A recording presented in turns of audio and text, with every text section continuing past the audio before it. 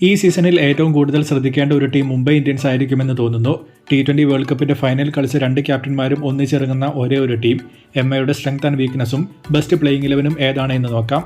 Rohit, de Kock അല്ലെങ്കിൽ Rickelton opening, Suryakumar Yadav, Tilak Varma, Hardik Pandya, Will Jacks അല്ലെങ്കിൽ Rutherford, Naman Dhir, Santner, Deepak Chahar, Boult, Bumrah ഇതാണ് ഇവരുടെ ബെസ്റ്റ് പ്ലേയിങ് 11.